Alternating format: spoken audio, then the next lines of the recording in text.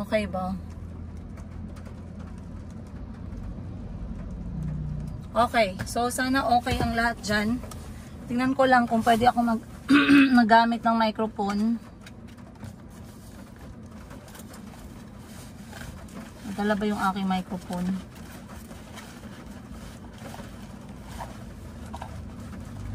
Agoy, parang wala ah. Naiwan.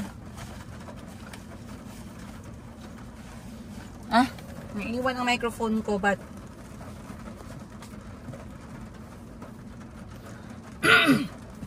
okay. So alam ko marami sa inyo nagtatanong no kung sino ba talaga si Auntie Christine sa buhay namin ng mga anak ko. Ayan, ang biggest question of all. I understand marami sa inyo yung bago pa lang na nagsunod sa kwento-kwento ng aking buhay. Ang iba sa inyo ay nakita lang yung aking pangalan, narinig lang yung pangalan ko dahil sa naintriga kayo no at nakichismis kayo sa etong ang pagkikwento, pagbaliktad, pagmamakaawa, pag-iyak-iyak ni Auntie Christine. Hindi ako matatakot sabihin yung pangalan niya. Tinatawag namin siyang Auntie, by the way. Another question na natanggap ko is, si Auntie ba ay kadugo namin? Kasi sa atin dito sa mga Pilipino or dito sa Pilipinas, pag tinawag nating Auntie, somehow ang unang iniisip natin is kadugo, related, ganon, 'di ba? So Auntie yung tawag namin sa kanya dahil as a sign of respect. Sa local way of life doon sa Uganda, normally ang Auntie is yung mga nag-aalaga sa mga bata, yung mga nakakatanda, but Auntie Christine, to clarify, is not blood related sa amin. Hindi po siya related sa amin by dugo. Hindi po siya related sa aking ex-husband. Hindi po siya related sa aking mga anak. Hindi po nila kaano-ano si Auntie Christine by blood. Okay? Na-meet namin si Auntie Christine dahil naghanap kami ng katulong helper nanny sa Uganda. Now, I know marami na naman sa inyo magbigay ng masamang meaning. Guys, there's no other way to say it. It's a job. It is a, how do you say it? It is a job title. Okay? There's nothing wrong with the word katulong. Hindi ko alam kung bakit minamasama ng iba nating mga kababayan yung word na katulong. Katulong, gusto nyo English, helper. Okay? Gusto nyo ng medyo, medyo another word pa, kasambahay. Wala pong maling connotation yan. From the word na tulong, ibig sabihin, nagatulong sa bahay, katulong mo sa bahay, kakibat mo sa bahay. Bahala kayo anong sabihin ninyo. Pero hinire po namin si Auntie Christine for the job na katulong. Okay? Para maging klaro sa inyong lahat. At na-hire namin si Auntie Christine 6 years ago. Kadarating ko lang sa Uganda during that time. I just gave birth with Calby kasi si Calby pinanganak ko siya sa Thailand. Dumating kami ng Uganda. Calby was 1 year old. 1 taon si Calby. Few months after we stayed sa Thailand, nahirapan na ako sa pagiging hands-on. At first, okay lang naman ako na walang katulong sa bahay. Kasi I grew up na wala naman kaming katulong, kami lang lahat. Pobre talaga masyado kami, guys. There's nothing wrong with that. Pero my point is, talagang wala kaming katulong. Alam niyo yun? Kanya-kanya kaming nag-survive. Kahit nasa Thailand ako ng 10 taon, hindi po ako nagkaroon ng any help, any assistant, any katulong, any nanny nung pinapalaki ko si Kuya Kahil.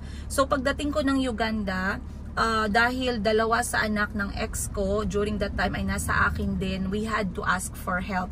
I had to ask for help kasi kailangan magluto, maglinis ng bahay, mag-asikaso, mag-alaga kay Calby kasi hands-on ako kay Calby and he was breastfed, direct breastfed for almost 2 years ko yata breastfed si Calby, you know. And a lot of other things. So during that time, kadarating lang namin, COVID was also there. Kasama ko sa bahay si Mama. From Thailand, lumipat kami ng Uganda. Dinala ko si Mama kasi gusto ko ma-experience ni Mama yung Uganda. Okay?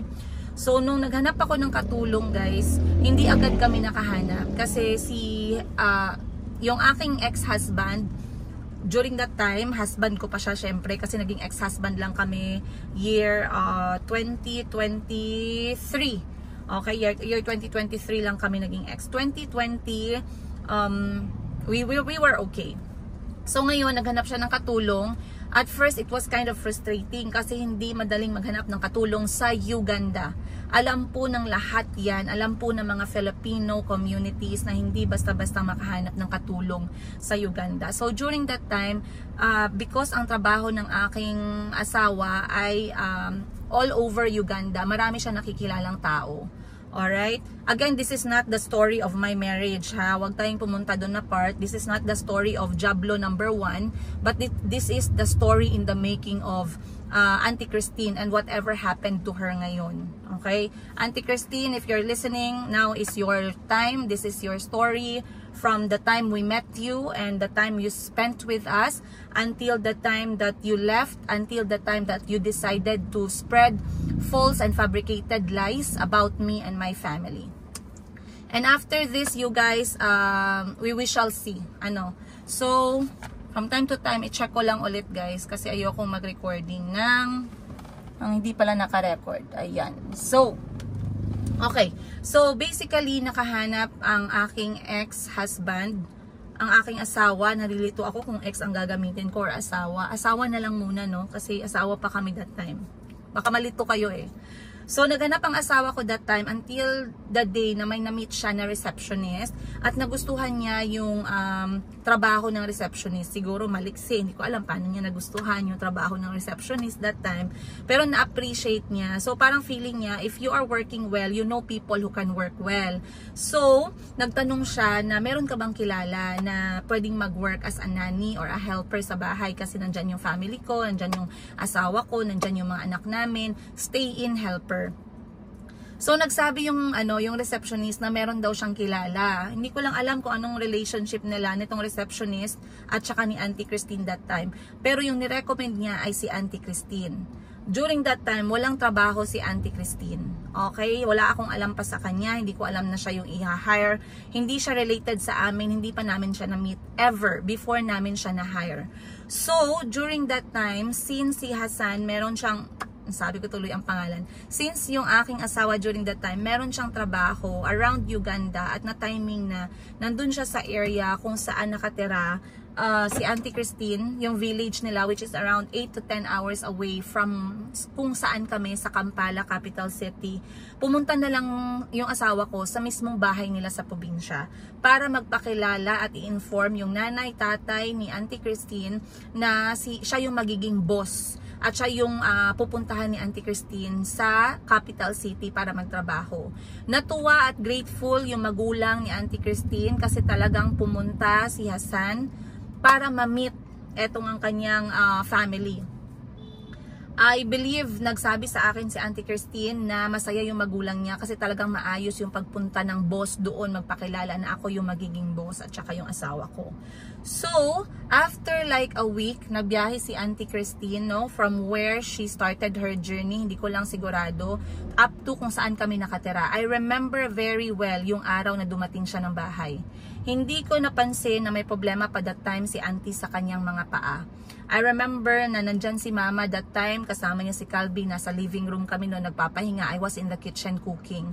So pagpasok ni Auntie, ang first impression ko sa kanya, okay naman, very kalmado, mabilis naman kausap, medyo mabilis naman gumala, wala namang problema. I heard a lot of stories na mahirap nga maghanap ng katulong sa Uganda. So for me, I did not have any comment yet, no. Ang gusto ko lang talaga, meron lang kaming mapagkatiwalaan. And I don't want to speak more about kung bakit mahirap kasi I don't want to generalize the thoughts of people, no, when it comes to character, when it comes to attitude, when it comes to personality. Like I said, you guys, I tried to vlog and I started vlogging to educate people about how we really have this, how do you call this, etong racism na mindset or etong basing people's attitude at characteristic based on their color, race, and skin. It's not about that, you guys. Wala akong tinatarget dito sa vlog na to. Ang content na to is para lang malaman ninyo, no, yung history ni Auntie Christine simula nung pinakaunang araw. And again, to clarify, I am not sharing this para mag-generalize kayo. Hindi ito about dyan kasi you guys know that I got married but I'm now separated sa aking Ugandan husband. He's Ugandan, he's African. My children are also half Ugandan or half African, half Filipino. I have good friends, trusted friends who are also Ugandan and African, and they are amazing. I don't want you to give or to put words in my mouth na ganito, ganyan, sinabi mo, ganito, ganyan. Wag. Okay? Let me clarify and let me have that disclaimer already. Sa start pa lang nitong video. Tungkol lang ito kay Auntie Christine at anong nangyari sa kanya at paano siya naging ganyan. Kasi it's not fair eh. I know we can live life kasi life is not fair. But sumusobra si Auntie Christine. I tried to communicate with her. Blinak niya ako and she's not accepting any of my messages. So it's okay. It's okay with me. But it's not okay for her to keep on doing that. And if she continues on doing that, I wish her well and I hope for her the best na sana hindi siya magkasakit no sa ginagawa niya. Kasi somehow, I believe in karma. And whatever she's doing and whatever she's done sa akin at sa pamilya at sa mga anak ko for the last few months, I know she will reap what she sow. I'm not praying for that. It can be a karma, it can be a good karma, bad karma, depende kung ano yung ginawa niya. She knows what she did and she should know kung anong klaseng karma yung matatanggap niya. So I'm not saying I'm praying for bad karma. It's not that. I'm just saying that I believe in karma. That's all. So ngayon you guys, na-hire namin siya. The first week was very okay. Tinuruan ko si Auntie magluto ng mga Filipino dishes. So tinuruan ko siya paksiw, sabaw na isda, sabaw na baka, sabaw na manok. Kasi sa Uganda, hindi sila pasabaw yung may tubig. Ang kanila doon, mahilig sila sa gisa-gisa, yung parang afritada, kaldereta, ganun yung kanila. Laging merong mantika, laging umaapaw sa mantika. Kung hindi mantika, prito. Kung hindi prito, sugba. Ganun sila. So for me, makasabaw tayong mga Pinoy no? At marami akong anak. So for me, I really prefer yung masabaw, yung tubig na may kamatis, sibuyas, luya, ganun. And during that time, it was COVID. So we wanted to really live on the healthy part. So Auntie Christine on the first year, by the way, she was very okay. Ang asawa ko that time ang nag-decide ng sweldo ni Auntie Christine and she was paid the way other employers pay their employees sa bahay. Meron silang standard base rate para sa ganung klaseng trabaho. Hindi ako nakialam kasi during the first year and the second year, wala akong pera talaga. I did not have any money. Yung asawa ko lang that time ang nag-manage ng finances. Minsan binibigay niya sa akin yung pera and then ako na lang nag-aalat nun sa grocery, sa kailangan ng mga bata, sa hospitalization, sa entertainment, sa pambayad sa sahod ni Auntie Christine. That time, ang worker pa lang namin sa bahay mismo ay si Auntie Christine lang. Okay? I want to give you guys a picture. I have some few photos also. I'm not sure if I'm going to share them here. Pero na-share ko na siya sa Facebook ko. Meron kami mga pictures for 6 years guys. Of course, may mga pictures din dito sa phone ko. May mga videos din sa phone ko. And all of them will show you directly opposite of whatever she was claiming about me and my family. Okay? So the first year was okay. It was very smooth. Auntie Christine, what I liked about her, kaya nagsettle ako sa kanya and I decided na i-continue yung pag-hire sa kanya is because hindi siya palalabas. Hindi siya palalabas. Ano siya guys? Bale, pag meron lang siyang cellphone, okay? Meron lang siyang cellphone and yung cellphone niya lang yung kanyang way of entertainment. Mahilig lang siya mag-phone call sa kanyang mga pamilya. O maybe that time sa mga anak niya, hindi siya katulad ng iba na mga katulong na lokal na tawag nito guys na palalabas, palachismis, mga mosang, mga marites, hindi siya ganun. So pagtapos na yung trabaho ni Auntie sa bahay namin sa Uganda, kasi yung bahay namin nasa 3rd floor, meron kaming balcony, doon siya nagatambay sa balcony. Kapag wala naman ako, tumatabi siya sa mga bata like natutulog, yun na din yung pahinga. So, during that time, bumili kami ng washing machine. So, washing lahat yung mga damit. Isasampay na lang. Meron ding dryer. So, isasampay na lang. Basically, ang trabaho lang talaga ni Auntie na sobrang mag-take ng time ay yung pagluluto. pagluluto. Paglilinis ng bahay, naglilinis ako ng bahay. Nagbabantay din ako ng mga anak ko. Very hands-on ako. Nakita nyo, I cannot lie. Hindi ko yan maipagsisinungaling sa inyo, you guys. Kasi nasundan nyo ang buhay ko sa Uganda. And you can comment all you want down below. Again, I would love to remind you guys, this is not about the race. This is not about the color. This is only about the character of one person when I met her, which is Auntie Christine. Okay? About lang to sa kanya. Hindi ako magdadamay, magsasalita about her family. Okay, I have some few comments about her family, but basically this is only about Auntie Christine. Okay? So yung mga magko-comment dyan na mga 80-80, mga walang utak, na gusto magtira ng mga skin color, mga what, guys, before you comment or whatever, it's 2025, it's turning 2026, wag po tayo manatiling ignorante pagdating sa kulay ng balat. You have what you believe, it's fine with me, but you guys be nice and be gentle, okay? So anyway, the first year was okay.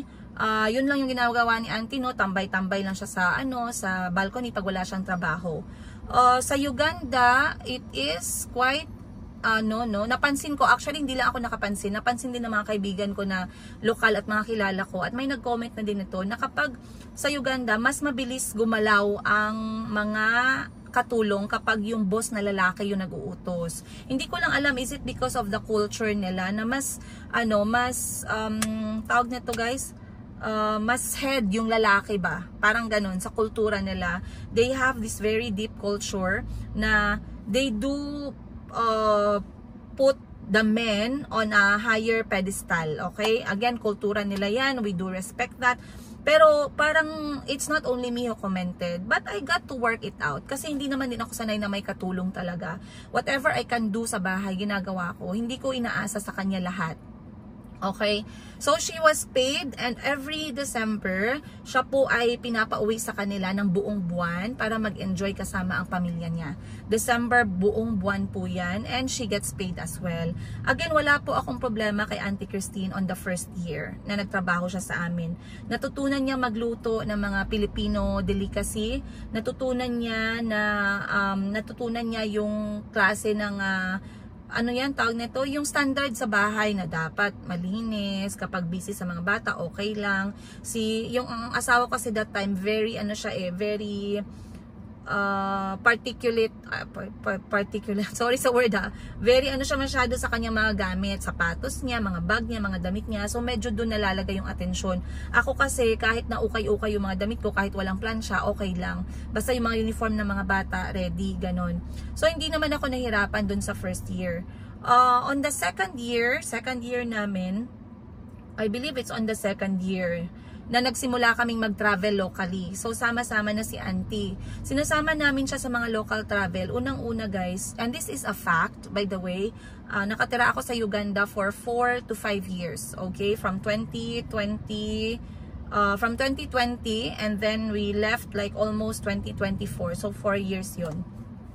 But my marriage, almost 5 years. Ayan. So, it is very, very normal, pag nakamit ka ng lokal na Ugandan, lalo na yung hindi talaga exposed sa traveling, hindi ka na mabibigla, kasi mahirap mag-travel sa mga local tourist spots nila sa Uganda. Number 1, finances-wise, very limited. Number 2, yung mode of transportation, kasi yung mga lugar malalayo. So, during that time, yung asawa ko kasi, nagta-travel din siya around Uganda dahil sa work niya. So, kapag lumalabas kami as a family, nasasama na si Auntie. So, on the second year, I do remember na ganun din yung aming lifestyle. Pero, may mga local travels na kami here and there. So, medyo exposed na si Auntie. Meron din siyang smartphone. Meron din siyang sariling smartphone niya. And she's allowed.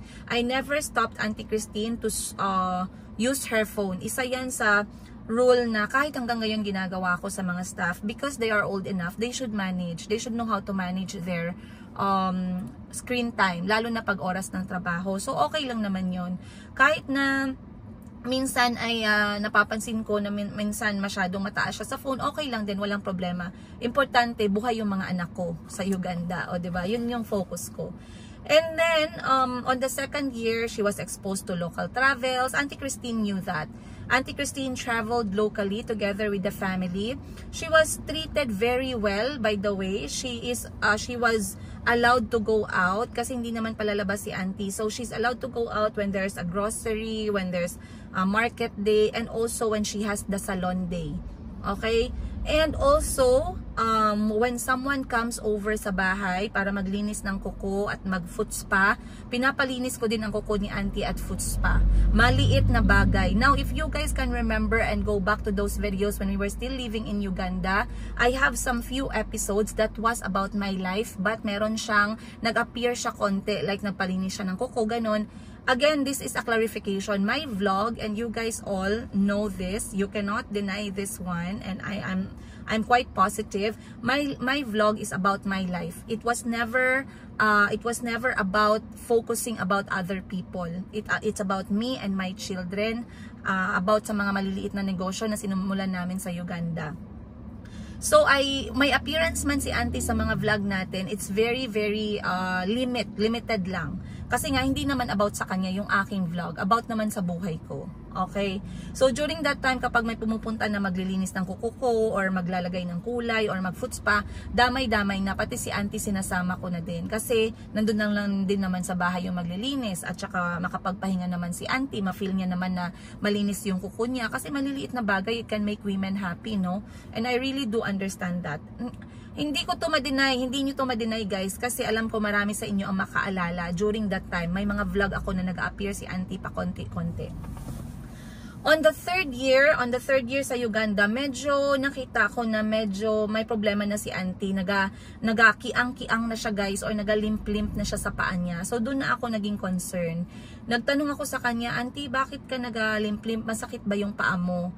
During that time, hindi ko alam kung ano yung case ni Auntie Christine. At hindi na rin ako nag-research kasi nga, somehow, mahirap yung medical situation, no, or yung health situation dun sa bansang Uganda. Hindi makabasta-basta makakita ng magaling na doktor, mahal din yung mga mga gamutan. Hindi din ako familiar pagdating sa mga health concerns sa lokal at mga hospitals during that time kasi nga COVID. So on the third year, mas pinush namin yung negosyo, no, yung pagbubukas namin ng wholesale store, pagbubukas ng sari-sari store, at mas pinursige pa namin yung binuksan namin na travel and tours. During that time, mas lalo pa kaming nag-travel on the third year. So sa third year na yan, dyan na pumasok yung biyahe namin na unang international travel. Alright? I-check ko lang guys kung gaano kahaba kasi I don't want to make this very long. We are at 22 minutes and 48 seconds. I wanted to make like 40 minutes bago ko putulin. Yun yung sa third year, yun yung pinakauna na international travel ni Auntie Christine. She was gifted a passport, all paid for, ng aking asawa during that time. Bakit siya kinuna ng passport? We wanted to travel to Tanzania and experience Zanzibar during that time. It was our first international travel na African continent. So I was very excited. At ang passport sa Uganda guys, and this is also a fact, if you could check that online, nasa 90% pa ng total population sa Uganda ang walang passport. So to have a passport is such a big accomplishment. It's such a big milestone. At para kumuha ng passport, pwede kang sobrang matagalan sa paghintay. Siguro 6 months or more. Not unless willing ka magbayad nung express na tinatawag. So whatever you think or I mean by express, bahala na kayo. So yung passport namin pinaprocess sa mga bata, pati kay Auntie Christine sinabay na din. And I believe we paid 600,000 Ugandan shillings or around 12,000 pesos na yata yang 600,000 Ugandan shillings. 10,000 pesos to 12,000 pesos just to process the passport express. So hindi lang yan, si Auntie Christine din ay kinunan ng COVID vaccine. Kinunan siya ng COVID, kompleto si Auntie Christine ng COVID vaccine during that time. Kompleto din siya sa yellow vaccine kasi kailangan merong yellow card, yellow vaccine certificate kapag nag-travel sa African countries. And if you experience African African continent travel, you know na kailangan yung yellow vaccine certificate and you have to pay for that as well. So lahat yun guys, binayaran yun ng asawa ko, and I was actually supportive, no, kasi I felt like this is a good opportunity para kay Auntie Christine na makatravel internationally. It's such a big milestone.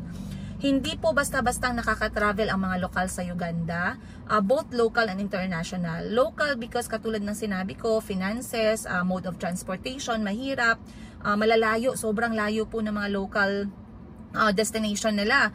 Nasa 5 hours to 13 hours yung babiyahin mo if you want. Like from Kampala City, pupunta ka ng Buindi Forest to see the gorilla, the silverback gorillas. That can take you like 8 hours na travel. Galing naman sa bahay namin, papunta sa mga safari theme park, yung pinakamalapit is nasa 3 hours pero maliit yon. Kung gusto mong marating yung mga malalaki, nasa 5 to 8 hours din.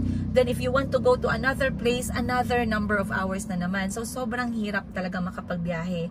So Auntie Christine got those opportunity and we are all happy for her. Masaya at proud yung asawa ko that time for what he did. I was also proud and happy for what he did. It's good to see people who are not greedy sa opportunity sa buhay. Okay? At hindi naman talaga madamot yun guys, yung aking ex-husband ngayon, yung asawa ko. Hindi ko lang din alam talaga kung bakit pinili niya na hindi suportahan yung mga bata. For almost 3 years now, zero support. And sometimes I believe it has something to do with the narcissistic traits or whatever. But he's very smart. My ex-husband, he's very smart. He is actually not greedy of ideas. He is very, nag-share siya ng opportunity eh. Okay, so at least that was okay.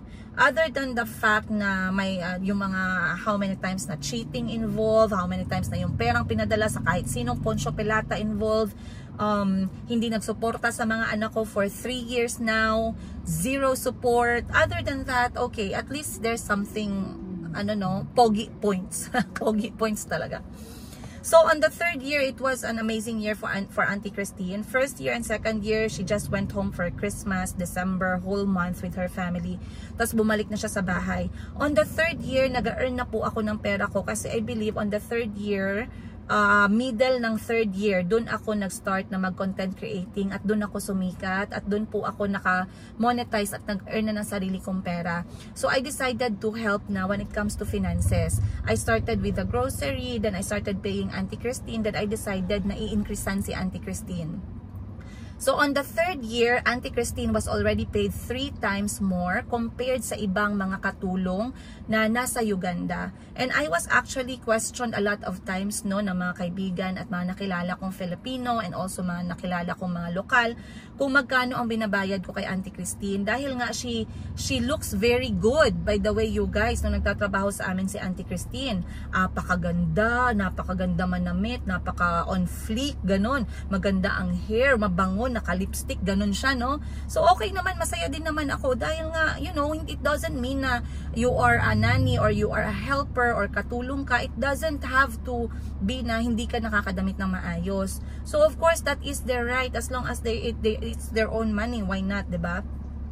I was also very supportive na kapag ako'y nag-uukay-ukay, talagang sinasabay ko ng ukay-ukay si Auntie Christine kasi mahilig din naman siya magdamit-damit. Kapag may nakita naman akong mga bag, ayan, or may mga bag na binibigay sa akin, pinapasa ko din sa kanya. Ganun ang nangyayari. So it was not heavy, no, it was a good thing. 1st year, 2nd year, and 3rd year. Then, also, on the 3rd year, other than the local and international travels, nagsimula na din si Auntie na may mga friend na siya na nami-meet on the side. For example, may travel kami dito na area and then andyan yung kanyang friend. Pwede sila mag-meet up or mag-link up. Pwede naman yon. Yung kapatid ni Auntie Christine na isa, pag pumupunta sa capital city, pinapayagan kong pumunta sa bahay. Nagpapaalam naman si Auntie sa akin na pupunta sa bahay, doon muna matutulog para kinabukasan na uuwi. Wala ding problema. And they are aware with that. I know the name of the sister. I met her. She's actually nice. She's soft-spoken. Very okay. So finally, the day came yung pagpunta namin ng Zanzibar. Very amazing experience, you guys. Imagine ako, naalala ko, hindi ko makalimutan yung araw na first time kong lumipad sa aeroplano, hindi ko makakalimutan. So that feeling for me, I was seeing it kay Auntie Christine. Medyo takot siya sa aeroplano, takot din siya sa barko kasi nga takot siya sa tubig, 'di ba? Sinabi ko na sa inyo 'yan. Pero wala that is how it is. Life is like that. If you are scared, then you will not be able to see things, to experience things, to meet new people, to try new food, to see new culture, 'di ba? So pagdating namin ng Tanzania that time sa Zanzibar area, guys.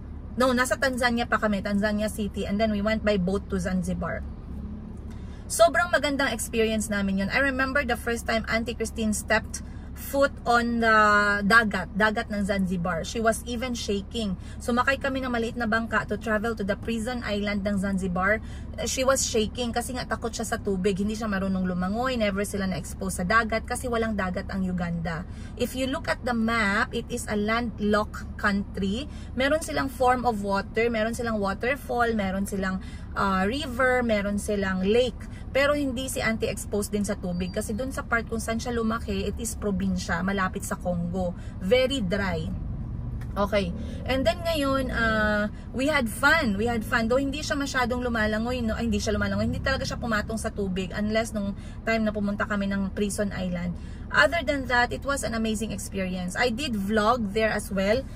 This is hard to deny kasi guys, na-document ko yung buhay ko sa Uganda, no? Nag-vlog ako ng biyahe namin sa Zanzibar, nag-vlog ako na first time ni Auntie sa tubig, makatapak ng tubig. During that time, mula pa, I believe kasi 2021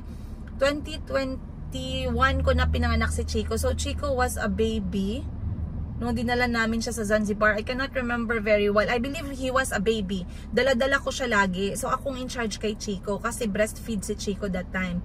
Kakapanganak ko pa lang yata kay Chico that time Dala-dala ko siya. And then si Auntie Christine naman, hawak-hawak niya si Calby. And then si Kahil, si Nasri, and then si tawag na to, si Ali. Ayan. So ngayon, we had our time. We enjoyed our time in Zanzibar. And yeah, everyone had fun. Kung anong tinutulugan namin, yun din ang tinutulugan ni Auntie Christine. Kung anong kain namin, yun din ang kain ni Auntie Christine. I had to mention this, you guys, ha? Kasi like I said, even if you go back sa old videos, makita nyo naman yan. Alright? So, hindi ko maintindihan itong mga Pilipino na iba na grabe makakomment at makabash sa akin na hindi naman nila nakasama yung tao ng 6 na taon. Kaya nga sabi ko, if you really want to attack me, okay lang. Pero, i-hire nyo muna si Auntie Christine para makilala nyo din. Hindi yung ina-atake nyo ako tapos hindi nyo siya nakasama ng 6 na taon. Alright? So ngayon, nakatravel na siya ng international. Bumalik na kami ng Uganda, you guys. I believe the 4th year is quite different na. Kasi dahil feeling ko, lagi kong kinoconsider si Auntie Christine, no? Hindi pwedeng magbuhat ng mabigat. Ayaw niya sa tubig. Ayaw niya sa tubig. Ano pa ba, gusto niya yung mga pananamit na maganda, dapat nakasalon, yung mga maliliit na bagay na nakakapagsaya sa kanya, sinusuportahan ko siya, walang problema doon. And then, the 4th year was now the start. Kasi sa 4th year, nag-hire na ako ng 2 pa na staff. That's when Timothy entered, the personal driver, and also Joseph entered, my personal assistant / translator. So, on the 4th year, it was the busiest part ng aking taon. Kasi nakwento ko na sa inyo yung about sa pagnenegosyo, about sa pagko-content creating. Auntie Christine somehow, she stays at home kasi nga sobrang busy dahil ako nakatoka dun sa mga negosyo. Hindi ako masyadong talagang naka-hands-on sa bahay. Bit-bit ko lagi si Chico. Doon ako sumikat yung track ko na episode na nagbebenta ako habang nagpapadede kay Chico sa Uganda, Africa, you guys. Tapos yung truck walang aircon, bukas yung bintana. Yung mga employees namin ay lokal na Ugandan, mga lalaki. So ngayon, hindi na ako masyadong nakakauwi ng bahay. there were some times na hindi talaga yan si Auntie Christine guys, even sa academic, hindi ko siya na-expect talaga na magsuporta sa mga bata academic, sa sports, sa school, wala talaga yan. Not unless mga gala-gala, ayan, nandyan siya. Pero pagdating sa school, ako lahat ang nag-hands-on sa mga anak ko. Pagdating sa sports, ako lahat nag-hands-on sa mga anak ko. Pagdating sa mga assignments, homeworks, projects, ako lahat ang nag-suporta sa mga anak ko. Never po yan naging trabaho ni Auntie Christine, and never ko po siya binigyan ng ganyan na mga responsibilidad. Okay? Hands-on ako sa ganyan talaga dahil hindi ko naman sa minamaliit siya or whatever, pero I love what I'm doing kasi naging teacher din naman ako for 10 years and they are my children. I am their mother. I need to be there for them regardless gaano ako ka-busy. So, during that time, talagang kasagsagan ng aking pagko-content creating. I also met my friend, Maring Sara Pedun. She also started doing content creating nung nagkakilala kami. She was a startup as well. So, sobrang bilis naming nag-catch up, no? Naging friends and everything. So, ngayon, meron na akong dalawang another employee, si Timothy, si Joseph, and then meron na akong laging kasama na local friend, which is si Maring Sara nga. She also have kids, tapos nag-click kami kasi may anak din ako, mahilig sa soccer, yung kanya the same. So, nag-click kami that time. And then, wait lang, check ko lang. Naantay na ako ni Madam 10 Gibbs. Ayan. So, ngayon guys, dito na nag-start yung pagbiglaan kong pag-busy. Pagdating ni Wilbur Tolentino at ng buong team niya, parang 33 sila, no, pumunta ng Uganda during the pageant na Miss Planet International, kung saan ang representative ng Pilipinas ay si Miss Herlene. Okay? During that time, mas masyado pa akong na-busy. That was already, si Chico noon ay already 9 months. Kailangan kong putulin ang pag-breastfeed ko kay Chico kasi I was requested by Wilbur Tolentino and the team na mag-guide sa kanila during their stay in Uganda. I believe nasa Uganda sila for 2 weeks. So, na-story ko na yung part na to during the episode sa kulong-kulong issue. Nakwento ko na yan. It was a part of the story. So, I'm not going to go there. But that was the busiest part. I believe that was November or October. End of October hanggang November. Parang ganun yan. And Chico that time, nag-turn na siya ng 1-year-old, October 25 si Chico eh. 2020. Yes. 2020. Tama ba? Parang may mali. 2020. Kasi pinanganak ko si... No, 2022. Sorry guys, nalilito talaga ako sa year. That was October 2022, nag 1-year-old si Chico. Yes, tama. Kasi pinanganak ko si Chico 2021. Ngayon, I had to leave Chico sa bahay. Mag-transition na siya from breast milk to bottled milk. Habang ako ay nag-focus dun sa trabaho na binigay sa akin or ni-request sa akin ni Ateng Wilbur Tolentino. Diyan na din nagsimula guys, umakyat yung, I believe yung inggit sa akin nung Jablo number 1 na naikwento ko na sa inyo recently. I'm not also going back there kasi na-ano ko na yan, na-share ko na. During this time, hindi ko na masyadong nakakausap or nakikita si Auntie dahil sobrang busy nga namin. Natapos yung aking trabaho kay Ateng Wilbur Tolentino, bumalik ulit ako sa bahay namin, and then I started again taking care of the small businesses, yung travel and tours, yung wholesale business, at saka yung sari-sari store. During that time, hindi ko na masyadong sinasama si Chico kasi bottle fed na siya. So, may mga panahon that time guys na nakikita ko si Chico na sa sahig natutulog. Hindi ko na siya question kasi may banig naman eh. Tsaka baka mahulog. Pero kung ako lang, kung nandyan na ako kasama ni Chico, I prefer him all the time sa bed. Kasi feeling ko, si Chico kasi madaling ubuhin. So feeling ko that time, kapag sa sahig siya, madali siya ubuhin ba. So kapag ginasabihan ko si Auntie Christine, noong mga panahon na yan, na ilagay si Chico sa bed, may mga panahon pa din na bigla akong dumadating, nakikita ko si Chico sa floor, na parang may tela lang. So, ilang beses ko siyang sinabihan, pero may mga moments pa din noon na hindi nasusunod. Pero hindi ko naman yun siya seryoso din talaga. Ngayon, pagkasabi ko, okay, November, may nagka-racket ako, may sweldo ako sa YouTube that time. Na-budget ko yung pera. Sabi ko, uuwi kami lahat ng mga bata sa Pasko. That was 2022 December. And then bumalik na kami sa Uganda 2023 na ng February or January, if I remember it correctly, no? So, dung December na yun, sinabihan ko si auntie na, auntie, uuwi kami. Inoffer ko naman sa aking asawa that time na uuwi kami together, pero hindi siya sumama. Busy daw siya sa work. So, during that time, guys, if you remember, sinabi ko na medyo shaky na yung aking relationship at the end of 2022. Masyado na siyang shaky. I was trying to shake it off. Ayan, sabi nga ni Taylor Swift, shake it off. Pero, may mga bagay na hindi na natin nakakaya. So, ngayon, 2023, sabi ko, auntie, 2022, uuwi na kami ng mga bata ngayong December, magpapasko kami. Go home to your family. So, Auntie Christine went back home. Kompleto siya, walang problema guys. Whatever was needed, andyan na. Kapag may mga personal issues si Auntie during that time, meron siyang mapansin ko may problema siya, or may kwento siya sa akin na may nagkasakit sa pamilya niya, or may namatayan, or may konting event, nagpapadala din ako ng pera for her family to help. Hindi guys na hindi din yung malaki, talagang to help lang. Like for example, merong namatayan, o magbibigay lang tayo ng at least 100,000 Ugandan shillings or 1,000. Pag meron namang birthday or merong celebration like Christmas, pwede ako magdagdag ng 300,000 Ugandan shillings or nasa 5,000 pesos, mga ganun lang here and there. So I did not have any problem. Again, very minor lang na pwede pa naman, no, kaya pa naman pag-usapan. So on the last year together, etong pag-uwi namin sa Pilipinas, that's when my marriage actually started to really, maalog na talaga, you guys, diba? Sinabi ko sa inyo. And then, bumalik kami ng mga anak ko sa Uganda. That was already year 2023. Unang uwi namin ng mga anak ko, December na yon ng 2022. First Christmas ng mga anak ko sa Pilipinas. First time nilang makilala yung mga kapatid, mga auntie nila. Kapatid ko, sila Madam Tengiv, sila Mama. First time makalakad ni Chico noong December 2022 bago kami bumalik ng Uganda. And then bumalik kami ng Uganda January or February 2023 na. I remember nagstay kami longer noon sa Pilipinas kasi I really missed my family, and because my marriage was shaky, I was somehow emotionally down. So ngayon pagbalik namin ng Uganda, you guys, nag-meet kami ulit ni auntie, bumalik siya ulit sa trabaho, syempre.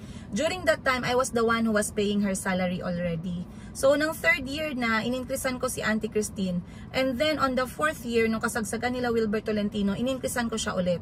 Hanggang sa umabot na yung sahod ni Auntie Christine, 3 times na ng normal. So, kung i-compute natin siya, stay in si auntie at wala po siyang gastos ha, kahit na piso, hindi po siya nagagastos. Not unless pumunta siya noon, pag pumupunta siya sa salon, siya na syempre nagbabayad ng salon hair niya. Pero yung ako nag-i-initiate, paglinis ng kuko, pagkulay ng kuko, ako nagbabayad. Pagbili ng mga gamit here and there na ako yung nag-i-initiate, ako magbabayad. Pero pag nagpaalam siya na, princess, pupunta lang ako ng salon mamaya, baka hapon na ako bumalik, siya na nagbabayad noon. Okay. So ngayon, nagkita kami ulit. By that time, Auntie Christine was already getting paid 3 times compared sa iba. Kasi normally guys, hindi naman nag-increase ang sahod din ng mga lokal, no? At saka lalo na yung sa helper or yung sa nanny. Pag nag-increase man, depende na yun sa employer.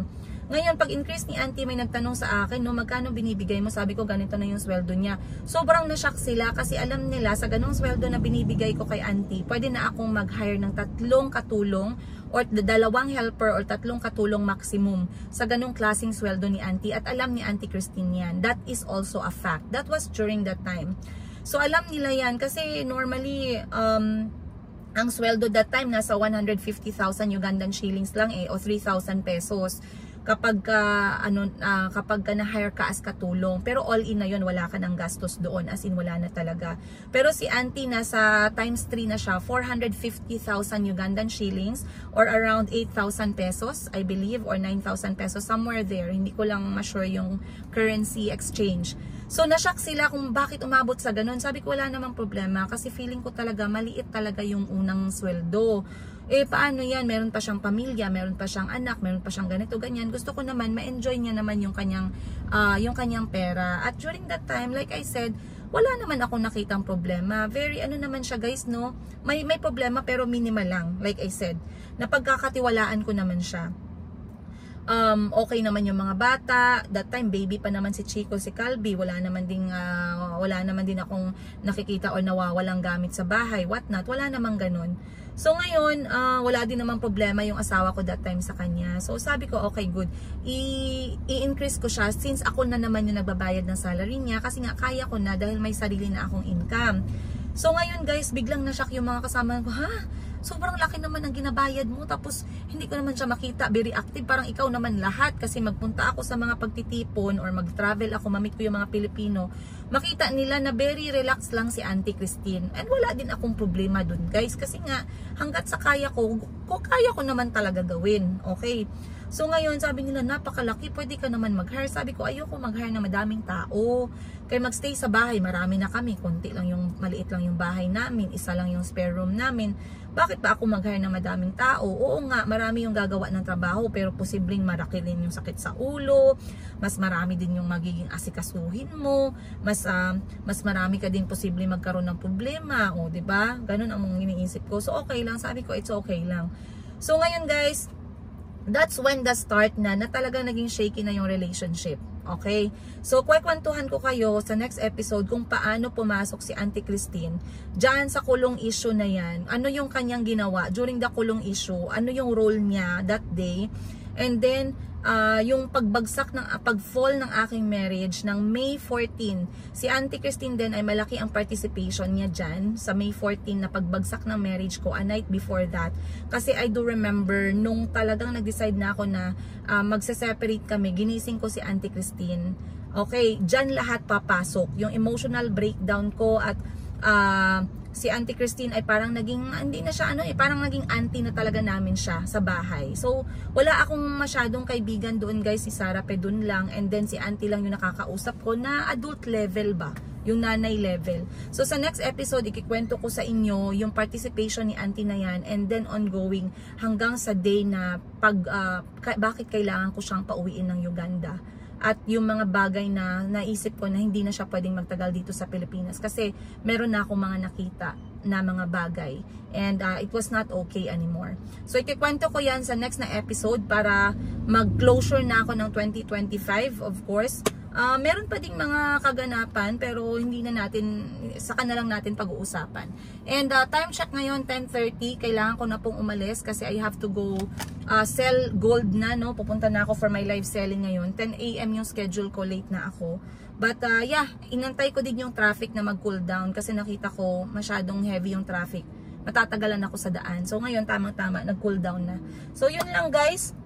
Let me know what you think. Sa lahat na nakapanood nito, sa lahat na nagsusuporta sa amin, maraming salamat. Sa lahat na nakapanood ng buhay ko, simula sa pinakauna ko na nag-vlog ako sa YouTube hanggang ngayon guys, maraming salamat in advance. Sa lahat ng mga naniwala sa sinabi ni Auntie Christine na mga kasinungalingan, you have your own choice na po, no? Wala po akong galit sa inyo. Bahala po kayo.